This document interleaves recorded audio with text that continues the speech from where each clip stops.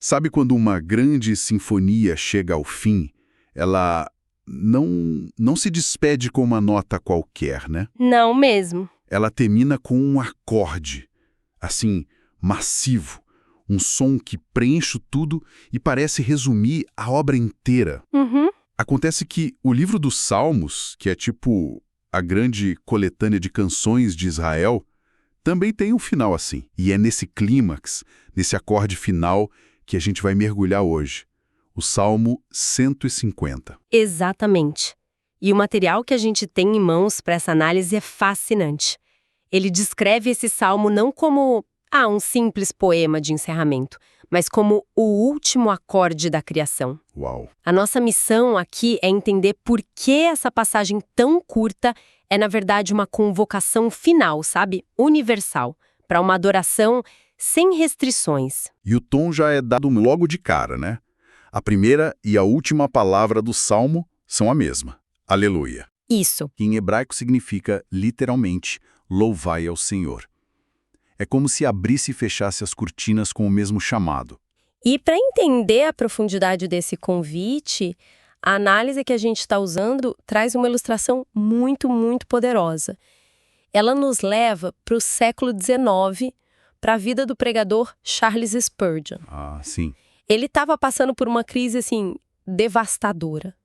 Sabe, uma daquelas fases em que tudo parece dar errado.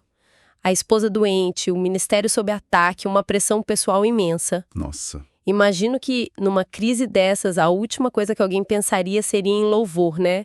O que uma pessoa nesse estado pode dizer que nos ajuda a entender a força desse salmo. É aí que está o ponto. No meio desse caos todo, Spurgeon afirmou o seguinte: o louvor é o único trabalho que podemos fazer aqui e levar para o céu. O único trabalho. Pensa nisso. Ele não disse que o louvor é um escape, um hobby para momentos felizes. Ele chamou de trabalho, a própria finalidade da nossa existência. O que ele entendeu e o que o Salmo 150 ensina é que a adoração que a gente pratica em comunidade, na igreja, é tipo um ensaio. Um ensaio. Para quê? Para um grande coral cósmico. A ideia é que a gente está aqui, na Terra, afinando nossos instrumentos e vozes para uma sinfonia que vai durar para sempre. Uau! Um ensaio para um coral cósmico. Essa imagem é gigante.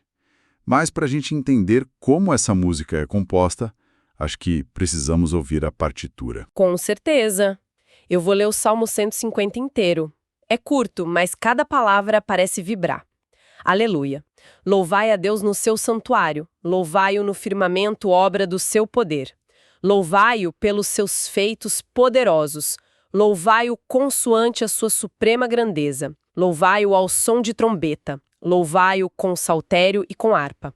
Louvai-o com tamborins e com danças. Louvai-o com instrumentos de cordas e com flautas. Louvai-o com símbolos sonoros. Louvai-o com símbolos retumbantes. Todo ser que respira, louve ao Senhor. Aleluia.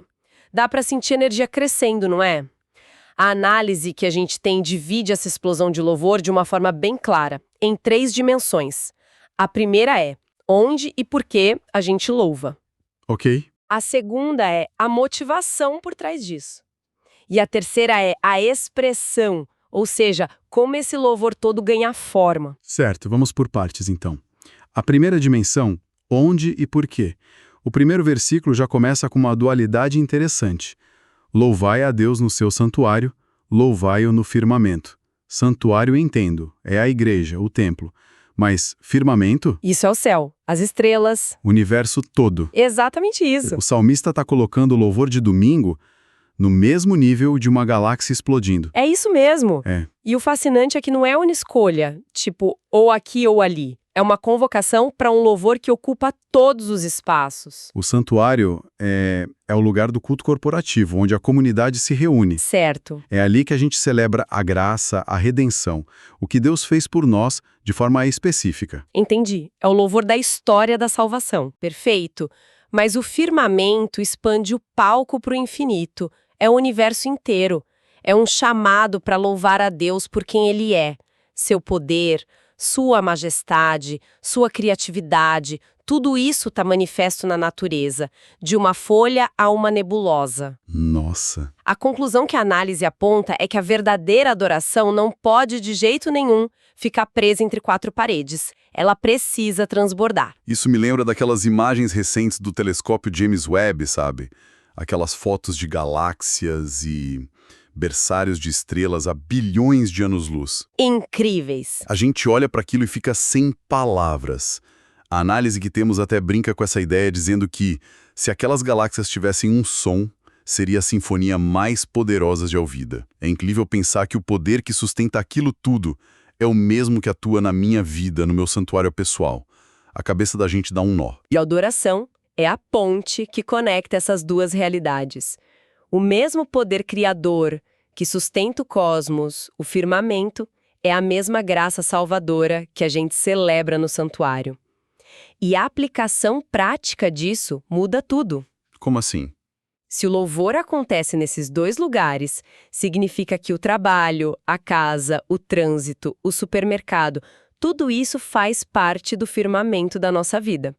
Onde quer que uma pessoa esteja, ali é um lugar potencial para adoração. Se o trabalho e a casa se tornam palcos para o louvor, então a grande questão passa a ser: qual o combustível para isso? Porque não dá para viver nesse nível de intensidade o tempo todo pensando, estou no firmamento. Claro, a gente precisa de um motivo muito forte para transformar o trivial em adoração, não é? E acho que o Salmo dá essa resposta no versículo seguinte. Dá. E de forma muito direta. O versículo 2 continua: Louvai-o pelos seus feitos poderosos, louvai-o consoante a sua suprema grandeza. A gente tem dois motivos aí: seus feitos, que remete ao santuário, e sua grandeza, que remete ao firmamento. Mas essa segunda parte é a chave: consoante a sua suprema grandeza. Isso é uma ideia de proporção. Como assim? Proporção. Tipo, o tamanho do louvor tem que ser compatível com o tamanho de Deus. Exatamente. A análise mergulha no hebraico original aqui. A palavra para suprema grandeza é hob, que significa abundância, vastidão, imensidão. Ah, a lógica do salmista é impecável. Se a grandeza de Deus é infinita, vasta, abundante, então o nosso louvor, na medida do possível, tem que ser o máximo que a gente consegue oferecer. Tem que ser extravagante, limitado, transbordante. Não pode ser um louvor tímido ou contido. Peraí, isso é genial. Então talvez o problema muitas vezes não seja a nossa falta de vontade de louvar, mas a nossa miopia para enxergar a grandeza de Deus. Exato. Se a gente visse o tamanho real dele, a gente não conseguiria ficar quieto. A nossa visão se tornou pequena e por isso o nosso louvor se tornou morno. A proporção é a chave de tudo. Precisamente. É uma resposta direta à percepção. E para ilustrar essa ideia de louvor extravagante, a análise nos lembra da história do rei Davi trazendo a Arca da Aliança para Jerusalém, em 2 Samuel. Ah, claro. A história é em que ele dança na frente de todo mundo. Exato, mas a descrição é ainda mais forte. O texto diz que Davi saltava e dançava diante do Senhor com todas as suas forças. Com todas as forças. Ele não estava fazendo uma performance contida de realeza. Ele se despiu do manto real, ficou com uma roupa simples de linho e se entregou àquele momento. Ele não estava nem um pouco preocupado com a sua imagem, com a opinião da esposa dele, Mical, que o desprezou por isso, ou dos nobres. Foi um ato de adoração completamente desinibido. Totalmente. Imagina a cena. Um rei, o homem mais poderoso da nação, suado, pulando no meio da rua, sem se importar com a coroa torta na cabeça. É uma imagem de pura liberdade. Sim. Ele estava tão maravilhado com a presença de Deus que a opinião dos outros se tornou insignificante. E a frase que a nossa análise destaca resume perfeitamente: louvor extravagante é louvor proporcional. É isso. A extravagância dele era a única resposta lógica à grandeza do que estava acontecendo. E essa extravagância toda nos leva direto para a terceira dimensão do Salmo, a expressão.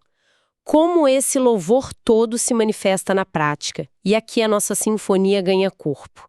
Sai do conceito e vira uma orquestra completa. Os versículos 3 a 5 são, Nossa, são praticamente um inventário musical da época. É uma lista. Trombeta, saltério, harpa, tamborins, danças, instrumentos de cordas, flautas. É muita coisa. E não satisfeito, ele termina com 2 tipos de símbolos: os sonoros e os retumbantes. A imagem é de barulho, de festa, de energia total. Se a gente analisa essa lista, vê uma variedade incrível. Tem sopro, com a trombeta e a flauta, tem cordas, com a harpa e o saltério, e tem percussão, com os tamborins e os símbolos. A mensagem é muito clara. Toda a tecnologia musical, toda a arte disponível na época deveria ser consagrada ao louvor enérgico.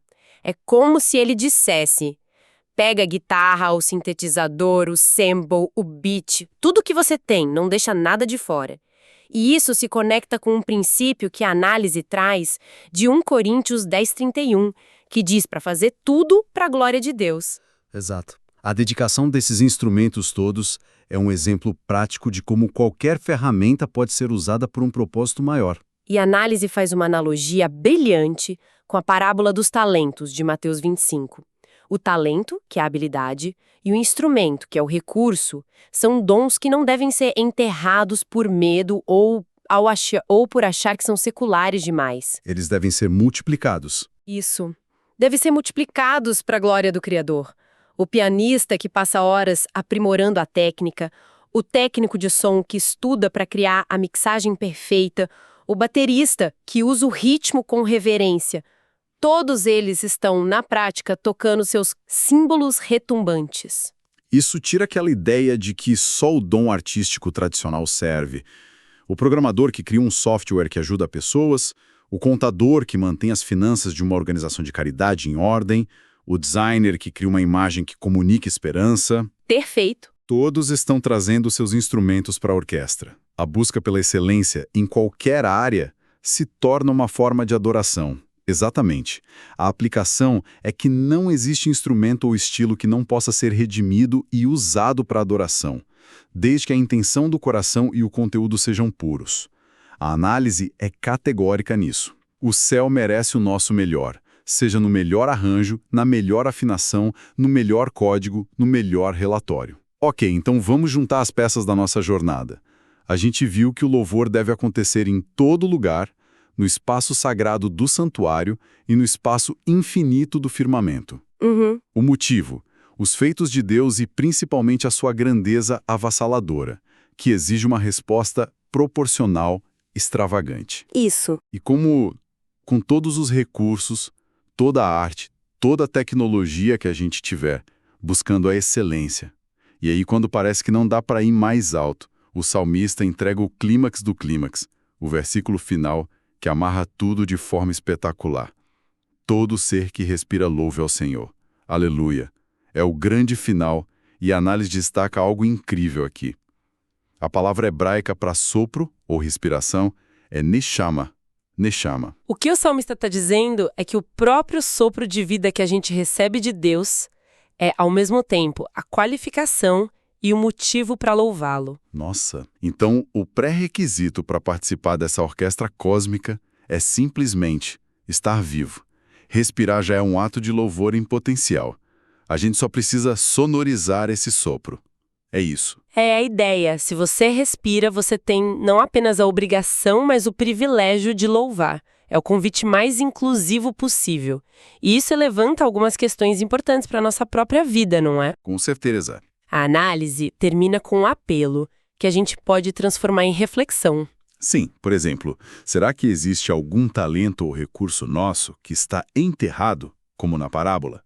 Alguma habilidade que a gente subutiliza por medo, por preguiça ou por achar que não é para Deus? Será que a rotina do dia a dia, a correria, acabou diminuindo nossa paixão, nosso senso de admiração pela grandeza das coisas? A gente ainda consegue ver o extraordinário no ordinário, o firmamento no nosso quintal? E, por fim, a nossa expressão de gratidão e louvor tem ficado confinada a um único contexto, ao santuário de domingo, em vez de transbordar para todos os cantos da nossa vida? Essas são as perguntas que o Salmo deixa ecoando. E para deixar um pensamento final, algo para a gente continuar remoendo, podemos pegar essa ideia dos instrumentos e trazer para o nosso tempo. Ok. O salmista dissolve a tecnologia musical da época dele. Se ele estivesse escrevendo o Salmo 150 hoje, que instrumentos do século XXI ele adicionaria à lista? Boa pergunta.